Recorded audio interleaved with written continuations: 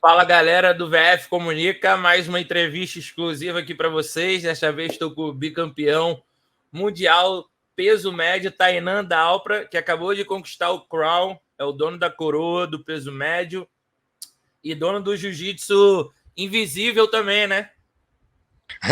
A galera agora tá começando a falar isso daí, né? Tainan, conta pra gente aí como é que foram esse tempo aí pós-mundial, daquela derrota lá pro Jansen. Você não parou, construiu muita coisa e às vezes até parece que você saiu muito maior do que você entrou naquela competição. O que mudou do Mundial do meio do ano para o momento que você vive agora? Cara, eu acho que depois de todo o campeonato, né, como profissional, a gente precisa analisar, independente do resultado, tentar tirar pontos positivos da competição e usar os pontos negativos para que a gente consiga crescer, né? Uma forma de crescimento, seja ele técnico ou mental, ou até ver o que estava faltando naquela hora para a gente conquistar aquele tão, né, sonhado título. E eu acho que depois do Mundial foi isso que eu fiz. Eu analisei não só aquele campeonato, mas todos os meus primeiros 6 meses do ano. Eu competi bastante esse ano. Eu lutei praticamente todos os campeonatos da BJF, todos, né? O campeonato grande da BJF. E competi também em grandes super lutas no começo do ano. E tinha coisas que eu já estava tentando trabalhar no meu jiu-jitsu e coisas que eu estava adaptando no meu treino, mas como tudo de qualidade demora tempo, assim, eu senti que eu precisava tirar alguns meses para continuar trabalhando nisso e alinhar tudo e ter certeza que nos meus próximos objetivos eu conseguisse demonstrar um jiu-jitsu diferente, conseguisse demonstrar algo diferenciado e para isso eu tinha que botar em trabalho. Então é isso que eu vi durante meus resultados positivos. Eu consegui tirar boas coisas. Durante os meus resultados negativos, eu consegui estudar e consegui ter humildade de perceber coisas que eu deveria mudar no meu treinamento, coisas que eu deveria adicionar, e foi isso que eu venho fazendo. Irado. E depois ali no Mundial você venceu Super Luta, foi para o Japão, foi para a Austrália, voltou para a Califórnia, lutou o Crown. Foram muitas coisas que você fez após o Mundial aí, e acho que você nem deu entrevista falando sobre isso. Como é que foi essa experiência de ir lá para o Japão, onde seus professores fizeram história logo no início da faixa preta deles? Você foi para lá, tu também é fã de anime? Como é que é a tua relação assim com o Japão? Cara, primeiramente eu acho que eu tô numa fase, a gente tá numa fase no jiu-jitsu onde a gente não olha somente por um campeonato, né? Muitas vezes, quando eu era nas faixas de corrida, o pessoal olhava somente para os campeonatos maiores, tanto como Mundial, ou Pan-Americano, Europeu. Eu acho que a galera agora olha bastante pela performance, né, durante as lutas, da maneira que eu venho treinando, da maneira que eu venho competindo, eu começo a perceber isso mais e mais. Então, acho que isso mudou um pouco até com o grappling, né, do pessoal do Nogi. Como eles só têm uma DCC que acontece a cada 2 anos, eles acabam tendo que fazer que as lutas casadas deles, que os campeonatos, os eventos um pouco menores, tenha mais mídia, tenha mais importância. É isso que eu venho tentando fazer bastante no meu jiu-jitsu.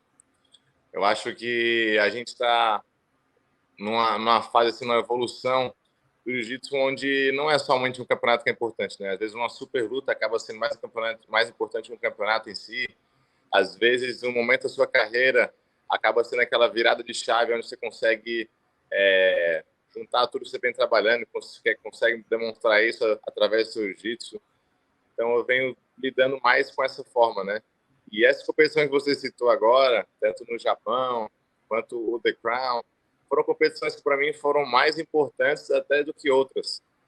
Não somente, eu não olho pelo resultado, pelo nome da competição, mas sim pela performance que eu venho apresentando. Então, da maneira que eu venho lutando nos últimos campeonatos, eu consegui ficar mais feliz com a minha performance e conseguir ver realmente o resultado que vem fazendo esse treino, esse diferencial que eu venho tendo no treino, né? E algo que, quando você trabalha dessa maneira, sempre buscando mais objetivos e sempre trabalhando coisas específicas do seu jogo, você consegue performar durante o campeonato, é algo que assim sente até melhor. E eu acho que eu venho analisando mais essa parte do meu jiu-jitsu. A competição no Japão foi muito boa para mim, não somente a competição em si, mas a cultura, o respeito que os japoneses têm pelos artistas marciais. Sempre vi muitas pessoas falando, até os meus professores explicando como é a diferença, mas não é a mesma coisa até você ir lá e perceber isso, né? Até você ir lá e estar naquela posição. Então, eu fui muito bem tratado pelo povo japonês.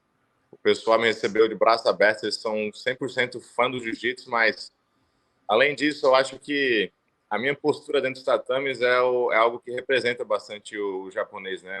O respeito com o seu adversário, sendo um artista marcial. Eu sempre acreditei muito nisso, na disciplina, não somente dentro do jiu-jitsu em si, com as técnicas, mas muito com o que o Bushido fala, né? O código do Bushido. Então, eu sempre gostei bastante de estar estudando isso e sempre tentei implementar essa maneira até no meu estilo de vida, né? E eu acho que o povo japonês reconhece muito isso e acabou mostrando bastante respeito e admiração pela minha pessoa. E durante o campeonato todo, muita gente assistindo e bastante gente torcendo, e foi bem legal essa experiência na minha vida, e espero todo ano estar indo lá e visitando e conseguindo performar na frente deles. Irado, irado demais.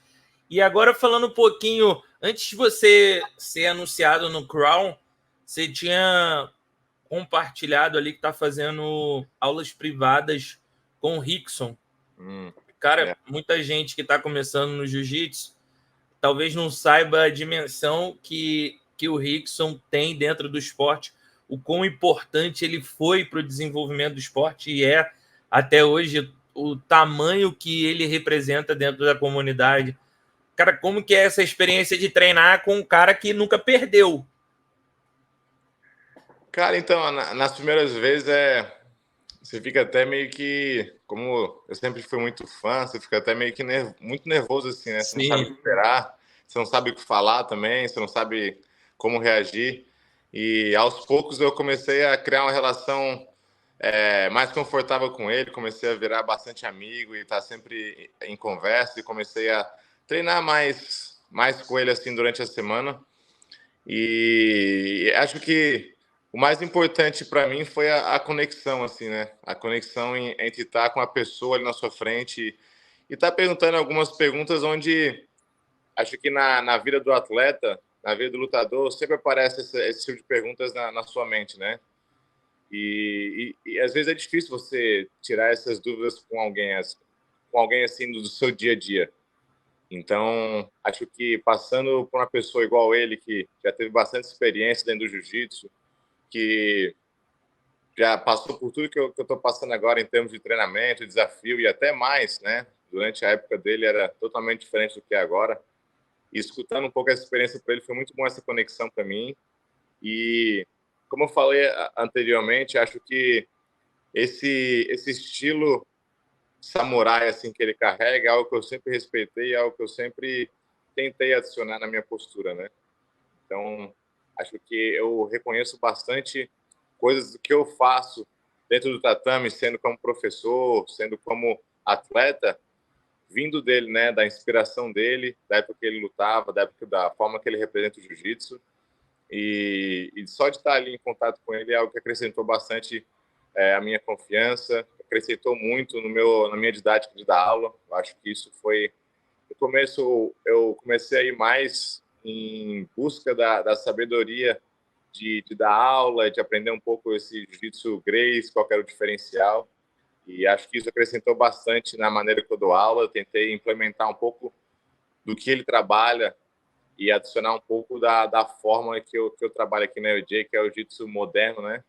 E tentando sempre aprimorizar aí um pouco das minhas aulas, aprimorizar da forma que eu ensino jiu-jitsu, que eu acho que no final das contas eu tenho essa paixão também, que não é só competir, mas está ensinando aí a próxima geração de mini atletas, competidores e criança, e está ajudando a comunidade do jiu-jitsu em sempre ensinar e mostrar essa arte marcial aí que eu sou apaixonado e quero, né, pro resto da minha vida estar trabalhando com isso e sendo ela representando em formas de lutas dentro do tatame ou ensinando outra pessoa ou da maneira que tiver possível, eu vou estar sempre trabalhando com jiu-jitsu.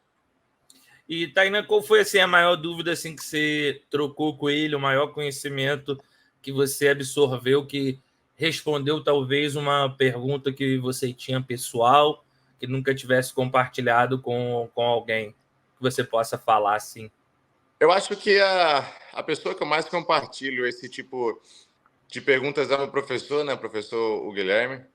A gente tem uma relação muito próxima, onde eu sempre me abro bastante, 100% em termos de jiu-jitsu, até em termos e algumas perguntas assim da vida, ou algo que eu planejo fazer, ou almejo fazer.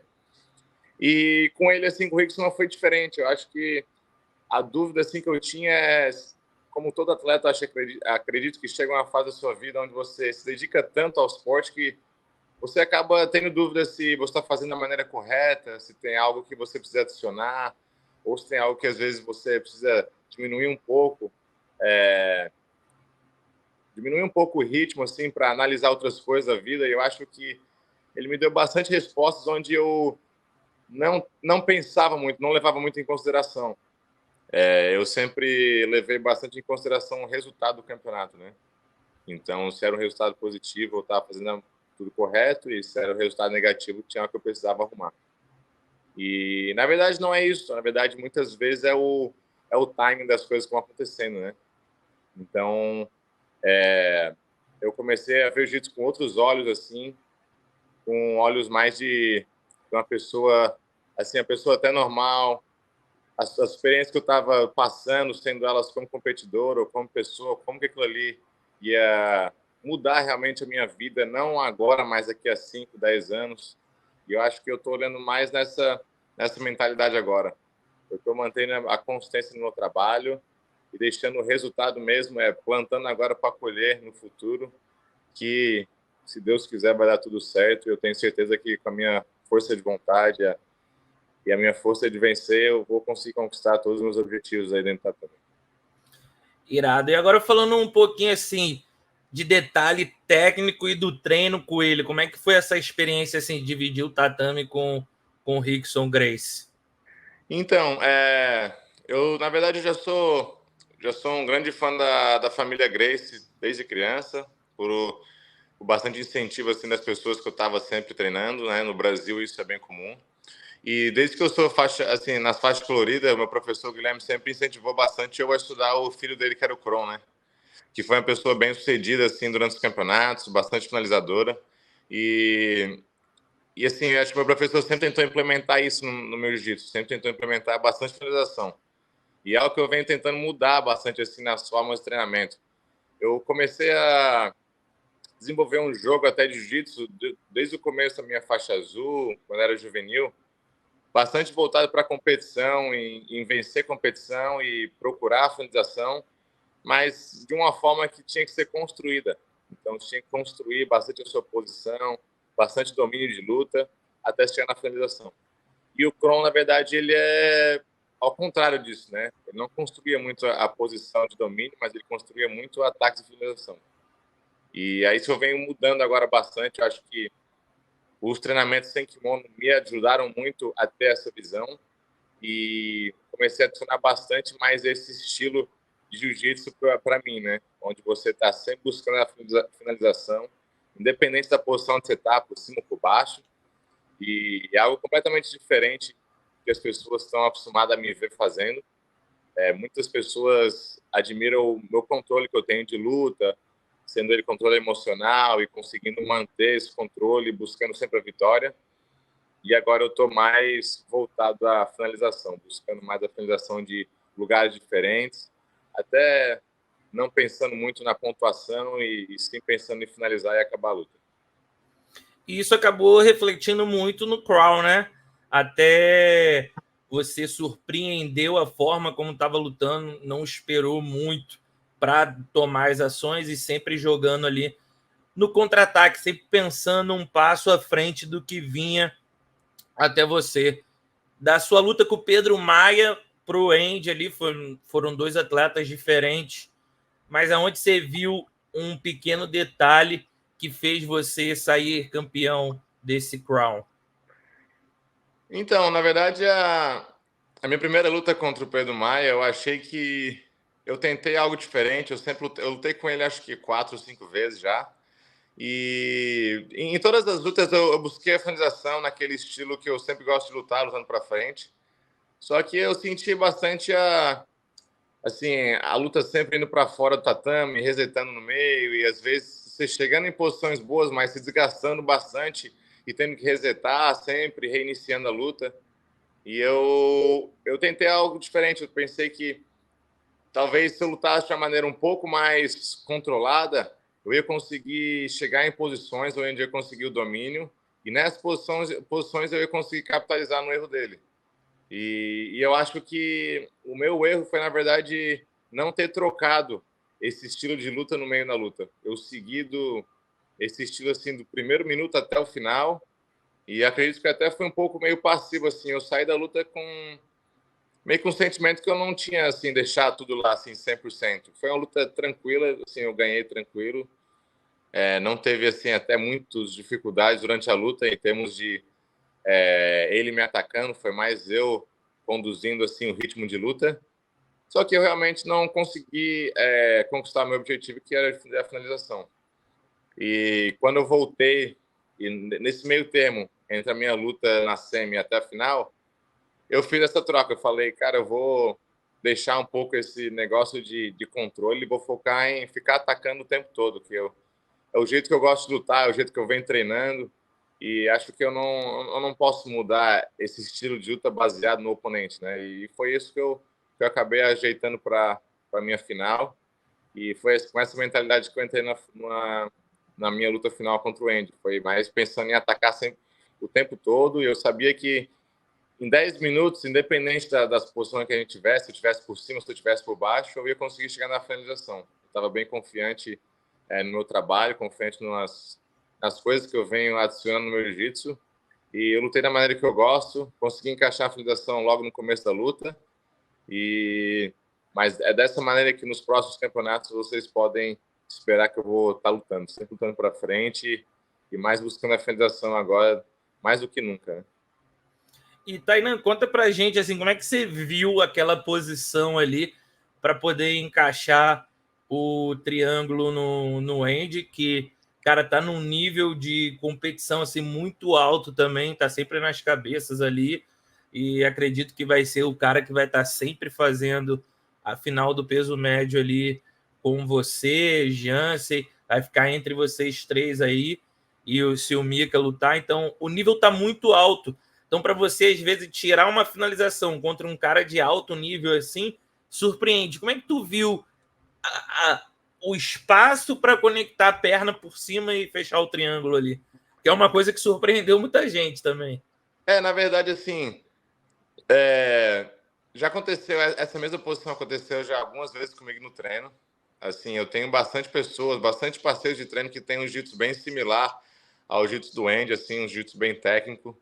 E já aconteceu várias vezes isso e eu visualizei um pouco dessa posição. Não posso dizer que eu vi realmente exatamente como ia acabar a luta, mas antes de entrar para lutar, eu assisti a luta dele contra o Maurício, que foi na semi, e eu vi que ao invés dele optar por ficar cruzando o joelho, que é uma coisa típica assim no jogo dele, ficou bastante indo para o lado da Della Riva. E eu fiquei com isso na cabeça. Eu falei, cara, esse lado da Della Riva é algo que ele nunca fez, talvez algo que ele esteja tentando implementar no jogo dele. Mas é um lado assim que eu me sinto confortável defendendo a posição. Então, assim, mesmo que a pessoa ataque aquele lado, eu sinto confortável defendendo e acho que é difícil até conquistar a passagem para esse lado da Della Riva. E foi algo que eu pensei algumas vezes. Eu falei, cara, também tem algumas opções de ataque, opções bastante que eu venho treinando no Nogi, né? Então, no Nogi, como não tem muito esse controle durante a luta, você acaba se baseando bastante no contra-ataque. onde a pessoa inicia o movimento e no contra-ataque você consegue encaixar a finalização. Então, no meio da luta, eu acho que esse meu treino sem kimono e da forma que eu venho evoluindo meu jiu-jitsu, eu consegui criar uma reação natural assim de finalização, onde a pessoa, o contra-ataque acaba não sendo tão planejado, mas visualizado e durante a luta acaba acontecendo, né? Então, eu pensei em alguns ataques de guarda antes da luta, estava com eles em mente, eu sabia que, na verdade, ele ia optar por ficar por cima. E, a partir disso, eu comecei assim, as minhas reações, o meu timing de guarda está muito melhor do que era antes. Então, talvez algo que ele não estava esperando muito de mim, e eu consegui capitalizar nesse ataque que ele fez, fazendo um bom contra-ataque, encaixando uma posição que a gente chama que é o shoulder crunch, né? O pessoal do Nogi chama bastante, que é a conexão de mão no ombro. E nessa conexão de mão eu consegui trazer o ombro para dentro e a troca das pernas indo por cima do ombro. Então, consegui encaixar um triângulo invertido primeiro, porque o braço dele estava para lá de fora. Até assim, se o pessoal tiver dúvida, eu mostrei a mesma posição há umas 2-3 semanas atrás. Eu postei um highlight no Instagram, mas eu mostrei para o currículo da AOJ. A mesma posição, finalizando o triângulo invertido e algumas opções de finalizar no braço. Eu tentei fazer durante a luta, eu acho que eu não fui tão paciente para trabalhar realmente essas finalizações do braço, e eu optei por trocar para o triângulo normal e finalizar no triângulo. Foi sinistro mesmo, posição muito técnica e tem que ter também muita paciência, né? Como é que tu consegue manter a paciência num duelo de alto nível, assim, em confronto com um cara de alto nível? Porque às vezes a habilidade e o nível se igualam, mas acho que a paciência de você esperar o momento. Você ainda se sente assim, Tainan, nervoso na hora que você luta? Cara, na verdade, essa paciência, assim, eu acho que não existe muito, não. Assim, pelo menos para mim, né? Parece que sim, talvez o controle, assim, emocional da pessoa, né? Demonstra estar bem focado ali, mas durante a luta só quer finalizar ali o mais rápido possível, né? É o que eu tento fazer. E eu acho que hoje na faixa preta fica difícil você planejar exatamente como vai ser os 10 minutos de luta, né? Ou como você vai fazer exatamente. Tá todo mundo muito bom, né? Tá todo mundo estudando bastante jiu-jitsu, todo mundo evoluindo. E eu acho que o que eu tento planejar assim é realmente a forma que eu tô me sentindo e o começo da luta, né? Onde eu acredito que a luta vai se guiar, seja ela eu por baixo ou eu por cima. E a partir daí eu acho que o que muda bastante, o diferencial acho que é o treinamento, né? As confianças nas posições que está fazendo. Eu sempre, independente do oponente, eu tento trabalhar bastante meu jogo. E eu acho que é a maior. Acho que é isso que importa realmente, né? E para esse campeonato eu estava bem confiante, não somente nas minhas posições, mas no meu mental, nas habilidades que eu tenho dentro do meu jogo. E eu acho que foi algo que eu melhorei bastante, assim, eu não tentei pensar muito no resultado ou até no que ia acontecer, eu foquei 100% no momento e aproveitar o campeonato. Algo que durante a minha carreira, assim, até acaba difícil, né, você fazer, porque eu nunca fui acostumado a fazer muito isso, assim, eu sempre acostumei a, tipo, ir lutar o campeonato, tentar vencer o campeonato, acaba o campeonato, já pensa no próximo e vai, entendeu? Então, eu acabo não olhando muito, assim, os feitos que eu fiz, ou os campeonatos que eu venci, ou os que eu não venci, eu sempre penso no próximo, assim, né? E durante o campeonato vai acontecer muito rápido, assim, vai passando. E agora eu tenho feito muito mais, onde eu valorizo bastante a experiência do campeonato. Eu tento analisar coisas durante o campeonato que eu melhorei, a forma de eu estar mais tranquilo durante esse campeonato do que o outro estava mais nervoso, talvez a forma que eu recuperei durante o corte de peso, ou da forma que eu recuperei entre uma luta e outra, ou a minha parte mental. Eu acho que eu tenho aproveitado a experiência 100% agora e está fazendo eu evoluir de uma maneira muito mais rápida. Onde durante o campeonato eu não fico pensando muito nas lutas, eu penso mais do que eu estou sentindo, o meu foco de jogo, de estratégia, e focar em executar a estratégia. Então, é isso que eu mantenho na minha mente, e é algo que eu acho que é difícil você fazer assim, tentar implementar, a não sei que seja baseado em experiência, né?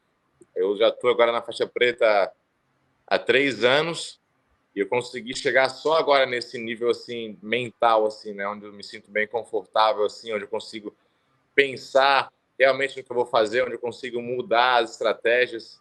E acho que por muitos anos eu estava tentando chegar nesse nível, né? Eu estava tentando chegar nessa posição que eu estou agora. E meus professores sempre foram me falando: pô, você quer chegar dessa maneira? A partir do momento que você conectar o seu mental com o seu jiu-jitsu, vai melhorar muito mais. Mas eu acredito que é baseado nas experiências que você chega nesse patamar, né? É verdade. Tem que ser paciente, senão dá ruim na hora ali, né? A paciência tem que ser fora do tatame ali, né? Tem que errar, aprender, tentar de novo, errar, e uma hora chega, acho que chega para todo mundo, né? Eu sempre fui, assim, acho que com o decorrer da carreira, quando você passa na faixa azul, você já pensa na roxa, quando você passa na roxa, já pensa na marrom. E assim, quando você chega na preta, você pensa em como melhorar o próximo ano, né? Então, assim, eu tive um ano bom no primeiro ano, como que eu posso fazer melhor no segundo? Como que eu posso fazer melhor no terceiro? E assim, não é que você vai mudar de faixa, é que você quer realmente elevar o seu nível, né? E às vezes tem pessoa que até fica um pouco presa nisso. Fica um Sim. pouco preso a somente o resultado, né? O que importa é o resultado. E eu acabo não pensando muito dessa maneira. Eu foco mais na performance, assim, porque é a maneira que eu gosto de lutar. Eu acho que se eu tivesse ganhado o Crown, as duas lutas da maneira que eu lutei a primeira, eu não ia estar feliz agora. Eu já ia estar tipo, pô, eu acho que não, eu ganhei, mas acho que não foi da maneira que eu senti que eu merecia ter ganho, assim, não botei em jogo, entendeu? Que eu trabalhei. E eu sinto muito isso pela forma de, assim, eu tenho uma equipe muito boa que deposita bastante confiança em mim, assim. Eu vejo que eles botam bastante tempo e dedicação em cima de mim, atenção. E quando eu vou lutar o campeonato assim, eu sempre tento representar da melhor maneira para que eu consiga representar o trabalho deles, né? Então, lógico que é o meu jiu-jitsu, mas eu tenho, por exemplo, o meu professor que fica o dia todo praticamente em cima de mim ali, durante os treinos e me ajudando e falando o que eu preciso trabalhar, o próximo objetivo. Eu tenho a Natália, que trabalha na parte da nutrição, que fica assim o tempo todo assim em cima de mim, perguntando se eu estou bem, o que dá para melhorar. Eu tenho assim a minha família, a minha esposa, que me dão bastante atenção do que eu preciso, cozinham a comida que eu preciso comer e estão sempre me dando. Às vezes, se eu preciso de um tempo para descansar, me dão esse tempo para descansar. Então, assim, eu luto sozinho, mas eu sei que eu tenho esse time assim por trás que assim, a vitória e a performance meio que é a forma de eu mostrar para eles, né? Aquilo que eu tenho trabalhando tem dado resultado, e toda a atenção e o tempo que eles estão botando em mim é a forma que eu consigo pagar de volta, né? E eu foco bastante nisso, assim. Eu até, na verdade, levo muito isso em consideração. Às vezes isso machuca muito, né? Se eu não consigo conquistar o meu objetivo, porque eu sinto que eu deixo as pessoas assim até um pouco para baixo, assim. Né? É uma parte minha que eu tenho que melhorar, mas essa é a minha cabeça, né? O jeito que eu Sim. me sinto feliz, né? Sim. E, Tainan, para a gente fechar aqui sobre o Crown, teve muita luta amarrada, mas também teve muita luta boa. Você, quando estava lá no backstage, deu para você assistir algum atleta assim te impressionou pelo nível de técnica? O jiu-jitsu feminino também arrebentou, várias lutas legais. O que você viu assim por fora que você pode falar do nível das lutas? Cara, então, acho que, assim, teve atletas que foram destaque, né? Por exemplo, eu fiquei ali, o meu aquecimento eu fiz com o Felipe Andrew, que é uma pessoa que eu já venho treinando agora, algumas vezes, então eu acompanhei bastante o campeonato dele e, pô, deu show. Acho que ele tá num nível, assim, muito alto, não somente de jiu-jitsu, mas, como eu falei um pouco antes, de experiência. Tá lutando tudo, tá lutando várias regras, tá lutando com e sem kimono. Então, assim, acho que ele tá num time muito bom na carreira dele. E como fã, acompanhei de outras pessoas, né? Eu sou bastante fã da Gabi Peçanha, do trabalho que ela faz com o professor dela. E eu acho que, assim, ela estava numa chave também muito dura. E poder mostrar o jiu-jitsu que ela mostrou, mostra que ela está em outro patamar, em outro nível, né? Ainda mais porque a Tayane Porfírio treinou na academia 2 dias antes da competição e acabei treinando com ela e, cara, me surpreendeu bastante assim, o nível de jiu-jitsu dela, muito técnica, bem forte, assim, senti bastante a vontade dela de aprender. Então, assim, eu estava ansioso para ver essa final, sabe? Eu sabia que as duas são bem boas, mas eu queria ver qual seria o resultado e acredito que a Tayane está no momento da carreira dela. Ela falou para mim que está querendo voltar para o topo, assim, ela tem bem humilde, assim, eu tô sempre na torcida aí por ela aí, porque eu sei que se ela, né, botar isso na cabeça agora com a família, né, que ela acabou de ter uma filha, ela vai ter a motivação certa para chegar de volta no topo aí. E as lutas, assim, eu sempre fui fã da IBJJF, assim. Eu olho que assim, o olho que eu olho para a IBJJF são diferentes das pessoas, né? Eu vejo a IBJJF muito como uma plataforma para você mostrar o seu trabalho e não assim, não é nenhuma algo que você vai realmente para tirar uma bolsa alta, né? A gente não tem muitos campeonatos da BJF no ano onde vai te dar uma bolsa de dinheiro alta. Mas toda hora tem essa plataforma para você ir lá, mostrar seu jiu-jitsu e usar essa plataforma para você alavancar e ter venda de curso online e ter pessoas procurando você para dar seminário. Então, são outras maneiras de você fazer dinheiro, né?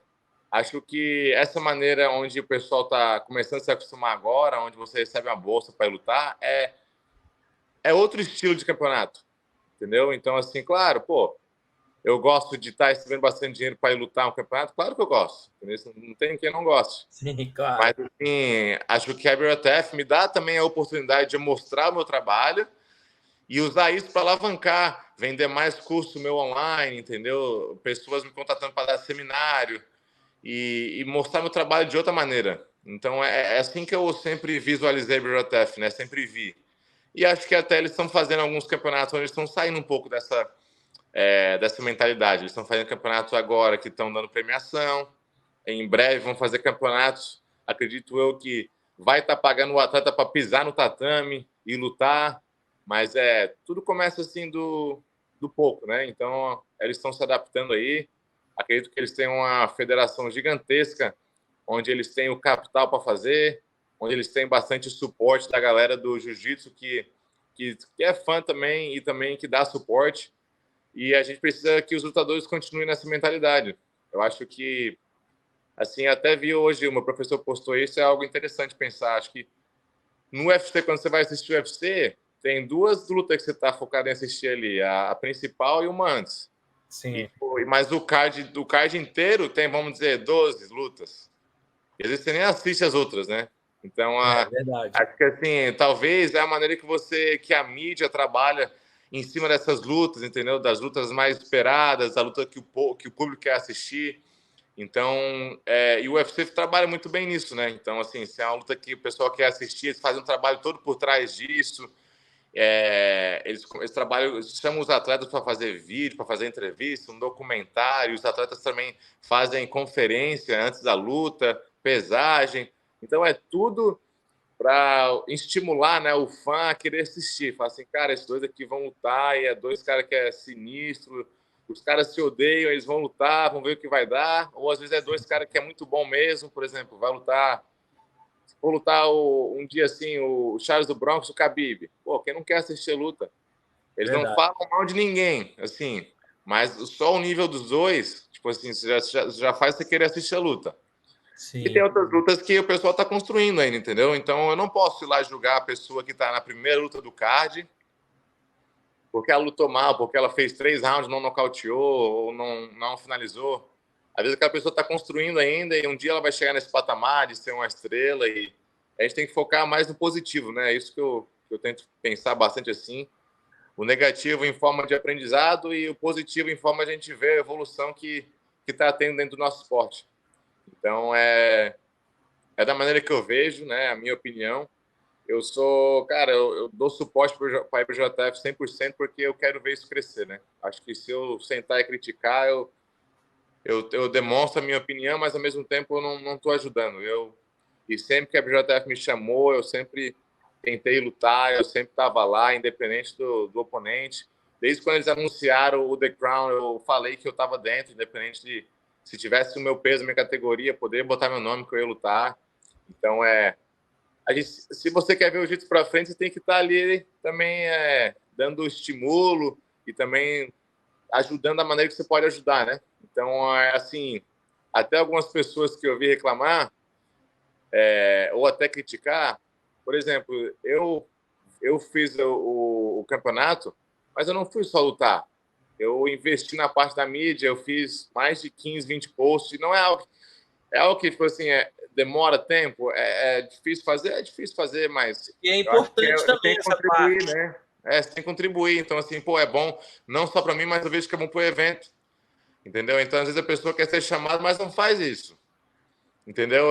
Assim, eu investi, eu ganhei um preço, né, nessa luta, nesse campeonato, né, que era $15.000, e eu investi um terço disso só na minha mídia, entendeu? Contratei pessoas para vir filmar, para vir fazer vídeo para o Instagram, e em outras formas de investimento que você faz para alavancar a sua carreira e também o campeonato. E, assim, dentro desse campeonato, eu vi poucas pessoas fazendo, né? Sim, com certeza. E eu acho que é algo que cada um faz da sua maneira, não é todo mundo gosta de fazer, mas é algo que eu acredito que para o crescimento do esporte tem que fazer, né? Os que fazem vão acabar se destacando. E acho que, como um organizador do evento, eles estão procurando essas pessoas, né? Ainda, lógico, tem a pessoa que dá show disso, que é legal, o pessoal gosta de assistir, mas a pessoa que está promovendo o evento, que está alavancando o evento, são as pessoas que o pessoal quer que esteja nessas edições, né? E, assim, estou feliz em fazer isso e eu acho que, às vezes, muita pessoa não quer botar essas coisas na mídia, assim, né? Talvez esse estímulo, talvez essa expectativa, mas, cara, quando você faz isso e você ainda acaba vencendo o campeonato, pô, só tende a melhorar, entendeu? Assim, tudo vai alavancar a sua carreira, a competição, a maneira que as pessoas admiram você, a maneira que eles veem o seu trabalho. E eu já falei que eu sinto que tenho que dar exemplo, né? Então, a próxima geração, assim, se conseguir tirar esse ponto positivo, já tenta começar a trabalhar nessa parte da mídia, que é uma parte importante. Vai chegar num patamar onde todos os atletas, assim, disso vai ter, assim, 500, 1 milhão de seguidores, entendeu? É aí que a gente quer chegar, assim, eu acredito que você tem que começar com o trabalho de base e continuar mudando, né? São poucas pessoas que fazem e acho que é importante você já começar a se acostumar com isso, né? Começar a se acostumar com esse tipo de trabalho que, como lutador, você tem que ir lá lutar, né? Mas agora, como um atleta, como um profissional, você tem que demonstrar o seu trabalho, você tem que mostrar através de entrevistas, opiniões, da maneira que você, da sua conduta, seu caráter, mostrar sua personalidade, porque o fã, na verdade, ele é fã do seu jiu-jitsu, mas muitas vezes ele é mais fã da sua pessoa, né? Da sua personalidade, da maneira que você carrega e entra no tatame. Então, cada vez que você mostra isso, acho que você acaba trazendo esse público um pouco mais para perto. Então, eu admiro bastante o pessoal que faz, eu faço também para mim. Tem bastante pessoas que me ajudam a fazer isso. E é muito gratificante ter todo o suporte, né, o carinho que o pessoal dá para nós atletas aí. E quero poder continuar representando o jiu-jitsu da melhor maneira aí. Espero que o pessoal esteja gostando. Não, é muito importante, você falou num ponto certo também. Você vai para um evento de nível altíssimo, que foi o Crown. Tem ali uma transmissão ao vivo e tem toda a expectativa dos fãs, principalmente na semana do evento. E você faz 1, 2 posts, você... Tipo assim, esse é um trabalho que você também tem que fazer. Os atletas precisam começar a enxergar esse cuidado com a imagem como um trabalho também. Você vai ver no UFC, o Charles do Bronx, ele tem um status gigante hoje, mas ele está investindo também na imagem dele. Ele tem um filmmaker, ele posta toda hora, ele posta sobre o UFC, ele compartilha sobre... Ele precisava fazer isso? Não. Mas ele sabe que quando ele faz isso, ele aumenta a audiência dele, aumenta as oportunidades dele. O Durinho já está criando conteúdo para o UFC. E ele tá.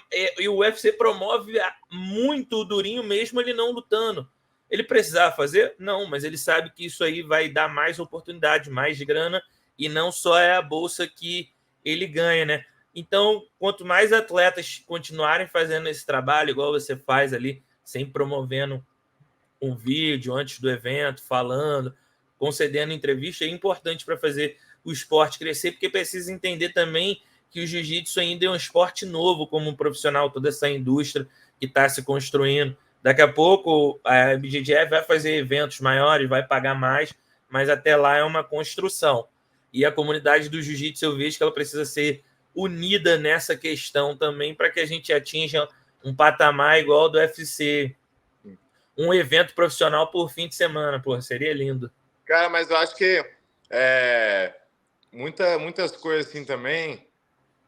Eu vejo mais isso porque eu também venho do Brasil, né? E eu vejo muitos atletas que, cara, que vêm do pouco, assim, sabe? Então, o pouco que conquista, assim, já tá muito feliz, né? Assim, pô, até imagina, eu já acompanhei isso quando era criança, assim, de ter pessoas na minha cidade que lutavam MMA, assim, lutava por R$ 1.000, R$ 1.500, assim, a luta. E E assinou já era contrato uma com o grana. UFC, e já assinou contrato com o UFC, e, cara, aquilo ali fez a vida dele, entendeu? Tipo, ele não tava nem preocupado com o resto, assim. E eu entendo isso. Assim, às vezes, como uma pessoa, o pessoal às vezes o Brasil vem, acaba ganhando uma bolsa que, pô, mas esse valor tá, eu lutei agora US$ 15.000, R$ 75.000. Então, tipo assim, pô, só no preço já tá falando assim, cara, se eu ganhar isso daí já vai fazer uma grande ajuda na minha vida, na vida da minha família, entendeu? Então a pessoa acaba focando tanto naquilo que acaba deixando um pouco as outras coisas de lado, né? Acho que essa mentalidade que a gente está tendo é uma mentalidade até um pouco mais avançada e é muito do americano, assim, de pensar no lado do Sim. business, entendeu? De pensar mais nessas outras coisas. E quando eu vim do Brasil para os Estados Unidos, assim, eu vim com nada e eu pensei assim, cara, o pouco que eu conquistar ali, eu vou atrás do meu sonho, entendeu? Você vai com a mão na frente e uma atrás, mas você não desanima porque o seu objetivo ali é que você ganhar, entendeu? Então, para ganhar, só o fato de ganhar por você já vai realizar seu sonho. Aí depois você começa a aprender, né? Esse lado da mídia, começa a trabalhar um pouco mais. Você começa a ver, acho que muitas vezes as pessoas não têm a noção ainda de o quão grande o esporte realmente é Sim. e o quanto que você pode monetizar a sua marca, né? Assim, se eu tivesse morando no Brasil, talvez eu também não ia ter essa experiência ainda. Mas os campeonatos de jiu-jitsu, essa viagem que você faz do Brasil para cá, acaba abrindo o olho de muitas pessoas e eu acredito que é até algo que eu tento comunicar bastante aos atletas que vêm, né? Tento falar, cara, não é só a competição, mas pensa bastante na viagem, entendeu? A cultura, as coisas que você Aproveitar um vê. todo, né? Aproveitar um todo, eu acho que você já vai viver o seu sonho, né? Que é só estar lá lutando. Você já vai viver. Só pelo fato de você estar preparando, você conseguiu chegar, você teve o suporte de pessoas importantes que fez você conseguir chegar até esse momento, então você já vai conquistar lá, né? Você já vai realizar seu sonho. Agora tenta usar isso como aprendizado até um pouco maior, né? O que foi diferente, o que dá para mudar, o que eu vejo, como é que é o jiu-jitsu aqui fora, como é que é o jiu-jitsu lá no Brasil. Então, é muito fácil eu sentar aqui e criticar academias no Brasil, mas também acho que o pessoal às vezes tem que vir e ver, mudar um pouco essa mentalidade, entendeu? Começar a trabalhar mais nesse lado do business, começar a entender o lado do esporte, também o lado da academia, o lado do professor, o lado do atleta, o lado da pessoa que está só assistindo, até como uma forma assim de entretenimento, né? Não como uma forma de competidor, porque, cara, eu sou fã de toda aquela que já o pessoal bota o pé no tatame para lutar, eu já sou fã porque eu sei que não é fácil chegar ali, né? Eu sei Verdade. que a pessoa se dedicou e ela, pô, deu a vida dela para chegar ali. Então, só a pessoa tá fazendo isso aí para mim já é o diferencial de. Eu sei como é que é, né? Bem, bem difícil, não é fácil, eu já sou fã a partir daí. Então, acho que tem que olhar bastante como uma pessoa de lá de fora, né? Eu tenho bastante o meu pai que me ajuda nessa visão, assim. Ele tem muito essa visão, assim, do lado de fora, até como a pessoa que. Ele pratica jiu-jitsu, mas ele até, assim, piso um pouco para trás assim para tentar ter uma visão melhor do que outras pessoas iam pensar. O meu professor, o Guilherme, ele vê muito do lado do business, né, do lado da monetização, a importância que é trabalhar na sua rede social, na sua imagem, na sua marca.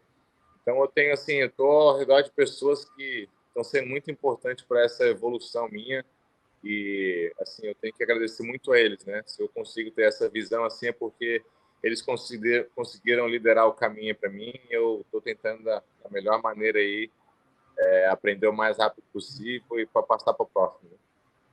E Tainan, falando assim, para deixar o jiu-jitsu mais interessante, boa parte do que a gente falou aqui funciona muito bem, trazer essa atenção midiática, uma Fight Week, essas produções de conteúdo e tudo mais. Você também seria a favor de banir alguma posição que trave a luta, por exemplo? Guarda 50-50, guarda lapela. E em paralelo a isso, teve muita gente que conseguiu mudar a percepção desse jogo por conseguir tirar finalizações dali. Ou seja, tem atletas como o Vitor Hugo mesmo, que eu entrevistei ele hoje, ele falou que dá 50-50, ele consegue finalizar um leg lock, busca outras posições, consegue evoluir do ponto 0 para o ponto 1. Para o jiu-jitsu assim, ficar interessante, você acha que realmente tinha que banir uma posição? Por exemplo, a galera muito né, depois do crawl pediu para tirar a lapela. Mas se você parar para pensar, dá também para dar uma segurada na guarda-aranha, na guarda-laço. Então, se você acaba banindo tudo, não vai ter técnica, né? Eu acho que, na verdade, pro Crown era uma regra diferente do que é os campeonatos normais de IBJJF. Então, a punição, na verdade, não era 20 segundos, era 10. Então, se você começa a segurar, era 10 segundos só. E a outra era que se você iniciasse a lapela de qualquer posição de guarda 50, você tinha 10 segundos para soltar. Então, assim, se eu boto na 50, boto a lapela, eu tenho 10 segundos para raspar. Se eu não raspar, eu vou tomar punição. Essa era a regra, né? Então, eles mudaram um pouco a regra para tentar melhorar as lutas. Mas eu não acho assim, cara, eu não acho que deveria banir posição, né? Porque, da mesma maneira que o pessoal olha da FIFA, às vezes tem cara que consegue fazer a mesma coisa, amarrar no laço, igual você falou, Sim. ou amarrar na guarda-lapela, entendeu? Então, eu acho que talvez mudando um pouco as regras, igual você citou, possa ser uma das soluções, né? A gente só vai conseguir isso baseado na experiência, em tentar, né? Então, eu vejo que a BJF está tentando fazer isso. Cara, ninguém quer fazer um evento de luta chata. Eles Sim. botaram os melhores da categoria ali, tentaram chamar os melhores que estavam disponíveis para fazer as melhores lutas para o povo, para tirar. A pessoa deseja assistir as melhores lutas, eles querem responder isso, entendeu? Eles querem fazer essa luta acontecer. Então, acho que também um pouco das partes das regras. Não ia tentar banir nenhuma posição, ia tentar fazer com as formas, talvez, se você adicionasse em heel hook, chave de calcanhar para o kimono, talvez algo que possa melhorar um pouco esse lado assim da 50-50, né? Essa regra de pontuação, também acho que às vezes quando você começa a adicionar muito o negócio de pontuação, começa a ficar complicado, entendeu? Então tem atleta que o pessoal sempre joga debaixo da regra. Sim, o pessoal sempre quer jogar na regra para vencer. Mas eu acho que, acima de tudo, tem que ter um estímulo à pessoa que está sempre procurando a finalização, né? Então, acho que outra coisa que mudou também nesse campeonato é que se você ficasse 100 quilos por mais de 10 segundos, é uma punição. Então, eles estão tentando mudar a regra para que você sempre continue dominando a luta, se você conseguir. E se você chega na posição de domínio igual 100 quilos, por exemplo, eu achava no começo, 10 segundos 100 quilos, às vezes você demorou ali 6, 7 minutos para passar a guarda, tá? Quando você chega, você quer dar uma respirada, mas o cara falou, cara, a gente já faz isso para o pessoal buscar a finalização. Se você, chegar no 100 quilos, você consegue chegar na montada. Se chegar na montada, tenta pegar as costas, finalizar. Então, eles já tentam dar um estímulo a mais para o atleta buscar a finalização, entendeu? Então, acho que, aos poucos, eles estão trabalhando nisso, tentando achar realmente a solução para fazer isso. Acredito que muito no no-gi, às vezes são lutas que o nível está diferente, né? Acho que o de kimono é um pouco difícil você ver isso na faixa preta, porque todos ali são faixa preta. Especialmente nesses campeonatos, todos todos ali eram top 3 da categoria, top 5. E é um nível muito similar a um outro, né? E às vezes no Nogi você vê um faixa roxa lutando com preta, entendeu? Às vezes até um azul, um cara que é um bom de wrestler lutando no ADCC. Então, assim, cara, o cara é bom, mas assim, ele ainda não teve essa experiência de 10, 15 anos de jiu-jitsu ainda, entendeu? Às vezes não competiu tanto campeonato para saber jogar com as regras debaixo do braço ainda. Então, acho que a opção de kimono acaba te dando mais essa opção, né? E o pessoal, assim, vem muito também do lutador, né? Tem pessoas que querem lutar campeonato e ganhar, e tem pessoas que querem lutar mesmo para dar show, entendeu? Eles se importam mais com a performance. Eu sou assim, pelo menos. O meu jiu-jitsu, assim, eu treino tanto, assim, bastante, que eu foco mais na minha performance, entendeu? Às vezes, pô, se eu perdi a luta, mas eu dei 100%, tem coisa que eu preciso melhorar, mas pelo menos eu entreguei ali tudo de mim. Espero que o pessoal tenha gostado aí. E vamos para a próxima, entendeu? E às vezes, por exemplo, da maneira que eu ganhei a primeira luta por ponto, eu não fiquei feliz com aquilo. Eu achei que, por exemplo, pô, se eu tô aqui, né? Se eu vim lutar, tem gente que tá pagando para vir me assistir. Às vezes tem gente que, né, tá tirando o dia aí, que foi um domingo, para deixar de fazer qualquer coisa para vir assistir meu trabalho, pô, então fazer valer a pena, né? Então, acho que foi essa a cabeça que eu entrei na final, assim, eu falei, pô, eu sei que tem gente que pagou para vir assistir, tem gente que tirou o seu dia para vir me dar suporte, então eu tenho que entregar tudo ali de mim, né? Eu tenho que deixar tudo ali e tentar deixar uma boa performance. Então, são maneiras de pensar diferente e acho que todo mundo, tomara que se alinhe de uma forma onde consiga crescer o esporte e consiga demonstrar isso. E é isso que eu torço, né? Eu respeito todo mundo que pisa ali. Eu já sou fã da galera que só o fato de você entrar no tatame, passar por todos aqueles desafios do treinamento, né? E estar ali disposto a dar 100% para vencer a luta, cara, isso daí já tem que tirar, a pessoa já tem um mérito, né? Agora, pensando na performance, daí é o próximo nível, né? Exato. Tainan, tem minha última pergunta para você sobre o seu próximo desafio, que é sem kimono. Todo mundo estava esperando, todo mundo comentava quando o chegou daqui a uma semana. Na próxima quinta-feira você já entra em ação no sem kimono. Como é que estão sendo os seus treinos assim? O que você precisou adaptar? Como é que está sendo essa experiência de treinar ali no Rio Hook? Cara, então no começo, quando eu comecei a treinar sem kimono, eu pensei muito nesse lado de chave de pé de heel hook, né? Eu tinha que aprender, lógico, você tem que entender a posição, mas durante esse processo de treinamento, eu acabei mudando a minha mentalidade. Eu falei, cara, eu vou fazer o que eu já faço bem e vou tentar adaptar para o sem kimono, né? Às vezes tem pessoas do kimono que tentam pensar muito nesse lado da heel hook, e nesse lado de chave de pé. E acho que você, como atleta, você tem que entender a posição e tentar focar nas habilidades onde você já tem, né, no seu jogo. Então, eu acredito que o meu jogo de jiu-jitsu com kimono é bem diferente do sem kimono que eu venho treinando agora, porque o de kimono baseia bastante em pegada, né? Então, o meu jiu-jitsu de guarda é bastante controle, de passagem é bastante pegada, e acaba mudando bastante meu jogo de no-gi pelo fato de não ter isso, né?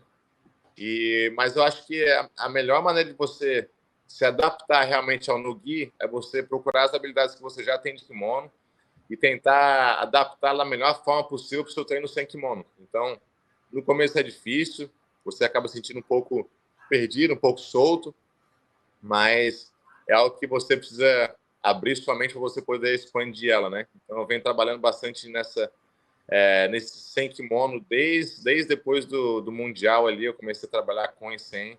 Eu já sabia que eu ia querer lutar o sem kimono e agora, semana que vem, eu tenho a oportunidade de poder mostrar isso, né? Então, eu tenho um contrato de 3 lutas e um ano, 3 lutas, mas eu quero tentar fazer essas 3 lutas em 3 meses, né? É isso que eu falei para Flow Grappling. Eu falei que queria tentar fazer essas 3 lutas em 3 meses e tentar fazer mais no ano que vem, assim, né? No decorrer do ano, tentar lutar mais e mais. Assim, acho que eu preciso de experiência, eu preciso de tempo no tatame, eu preciso de mais treino para eu poder realmente mostrar 100% assim, do meu jiu-jitsu sem kimono. E acho que agora eu estou começando a construir e aos poucos a gente vai trabalhando nisso e tentar chegar no topo ali da categoria sem kimono também, que hoje para mim é um esporte completamente diferente. Com certeza. E continuar os trabalhos aí para demonstrar sempre o melhor jiu-jitsu aí, esperar que o público goste e acompanhe meu trabalho. E, Tainan, o que você conhece assim do seu adversário? O que deu para você estudar dele assim? Como que você analisa essa luta com ele também? Então, meu adversário, na verdade, é um cara que tem mais experiência de sem kimono do que eu, porque ele é um cara que se baseia 100% no gi, né? Treina 100% no gi. Mas eu carrego bastante a experiência da competição de kimono, né? Então, eu tenho mais títulos de kimono do que ele. E eu acho que ele tem bastante... o foco bastante dele que eu vejo nas outras lutas é o ataque de perna, é a finalização de heel hook. Mas eu acabo vendo bastante brecha assim, em ajuste de posições, em domínio de posições. Então, acho que é aí que eu vou conseguir capitalizar. Às vezes, o fato do ser sem no-gi faz a pessoa sentir um pouco mais solta, assim, sentir até um pouco mais confiante em deixar as posições fluírem. Mas eu gosto de manter essa qualidade minha do meu jogo de kimono, né? Onde tentar usar as posições de domínio para cansar meu oponente, para chegar na finalização. Então, acho que eu vou conseguir capitalizar baseado nisso. No começo, entrar bem atento às finalizações de perna e, eventualmente, chegar na posição de domínio e usar isso para construir até a finalização. Então, é uma luta de 15 minutos, regra finalizações somente. São 3 rounds de 5, né, que eles contam praticamente. Então, o vencedor, os primeiros 5 minutos, eles já anunciam o vencedor. Os segundos 5 minutos, ele anuncia o vencedor. E se tiver 1-1, tem o terceiro, quinto minuto que vai decidir a luta, né? E é uma regra que eu acho que estimula bastante a finalização e a ter realmente a pessoa sempre guiando, né? Porque você não faz ponto baseado em raspada ou passagem de guarda. Conta realmente o seu ataque de finalização. Então, quem ataca, quem tem uma finalização mais justa, quem está constantemente tentando finalizar a luta, é o vencedor do round e acaba sendo o vencedor da luta. E, Tainá, a pergunta que não quer calar, essa foi um mistério aí que o Rafael Mendes fez. Ele volta a lutar em 2024 ou não? O que tu pode falar aí? Volta ou não? Cara, assim, se ele vai voltar ou não vai voltar, isso aí eu não posso falar aqui, né? Isso aí vai a decisão dele, mas que eu digo que ele tá preparado, assim, pô, ele é um cara que é fora da linha, assim, sabe? Ele voltou, ele tava um tempão sem treinar, desde que ele aposentou, assim, das competições, ele ficou sem treinar, ele ficou focando na academia, em construir a AOJ. E, cara, ele voltou a treinar e, pô, ele treina muito bem com a galera que já tá treinando aí faz muito tempo, né? Então, acho que às vezes eu falo assim, pô, mas você tá um tempão sem treinar. Daí ele fala, pô, mas eu treino desde que eu era criança. Tipo assim, eu tenho experiência, eu sou faixa preta há muito tempo, né? E realmente, eu entendo esse lado, é o lado da experiência e, cara, ele treina muito bem, assim, ele é um cara muito versátil e tem uma mentalidade muito boa para treino, um cara muito forte sempre para a categoria. E, pô, como fã e como amigo e aluno dele, eu quero ver ele lutar, assim, né? Se acontecer, vai acontecer e tomara que aconteça, mas respeito a decisão dele, um cara que já conquistou muito na carreira do jiu-jitsu e que merece aí tudo de bom e do melhor aí nessa fase que ele está da vida dele.